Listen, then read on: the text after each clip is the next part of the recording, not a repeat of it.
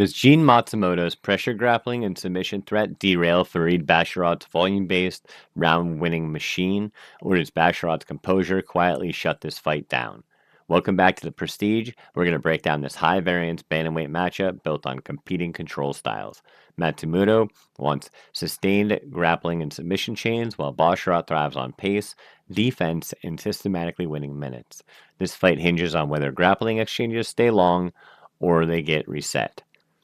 First, the fight style interaction map, how these two styles play up against each other. For Gene Matsumoto, his primary style is grappler, and his secondary is a submission specialist.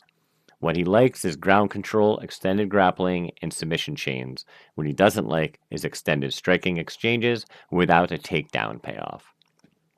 And Farid Basharat, he's a volume striker with a wrestler secondary. What he does like is pressure striking into selective takedown and control. What he doesn't like is prolonged ground exchanges with active submission threats. They collide in the clinch and takedown entries, where Matsumoto's submission attacks will meet Basharat's volume and scramble control, often producing high-frequency resets. Now onto the win funnel. This is a clear path each fighter needs to take to win the fight. For Gene Matsumoto, his win funnel is close distance with strikes to force takedowns, use top position, grinding with submission attempts, and then get a submission or a control-based decision. And Farid Basharat, pressure striking to force errors, use chain takedowns and short control phases, and win by decision or a ground and pound technical knockout. Alright, now these are the strengths that each fighter brings specifically to this fight. For Gene Matsumoto, he brings submission rate that directly targets Basharat's ground exposure. He has high grappling volume that stresses defensive systems. And he's very comfortable being in long, grinding fights.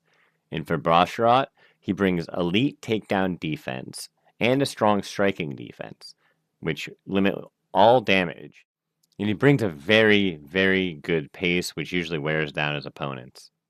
Now on the flip side, here's the weaknesses that each fighter brings specifically to the fight. Gene Matsumoto has a porous striking defense. His absorption risks versus volume are very worrying, and he relies on sustained grappling to separate rounds. And Farid Basharat, he has a low finishing urgency. He plays it very safe. He has a lower control time share, meaning he doesn't hold his opponents down, and the pace might crack if he gets grappled a lot. Now for the hidden detail, the stats revealed for this fight.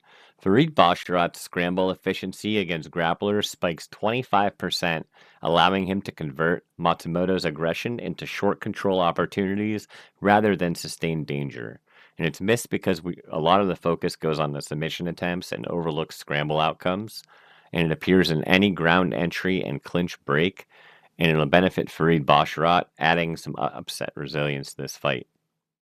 I ran 100,000 simulations using real in-depth stats with fight-based modifiers, and here's what came up.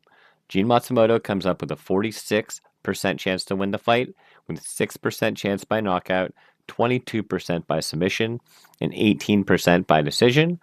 Farid Basharat comes in with a 54% chance to win, with 4% by knockout, 14% by submission, and 36% chance to win by decision.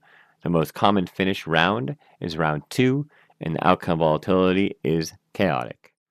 In the end, Farid Basharat's volume, defensive grappling, and wrestling control give him a slight edge over Gene Matsumoto by repetitively breaking contact and winning minutes. Matsumoto's clearest path is chaining grappling entries into extended control and submission threats rather than isolated takedowns. If this fight flips, it's because Matsumoto turns one ground entry into sustained submission sequences. Who do you think wins?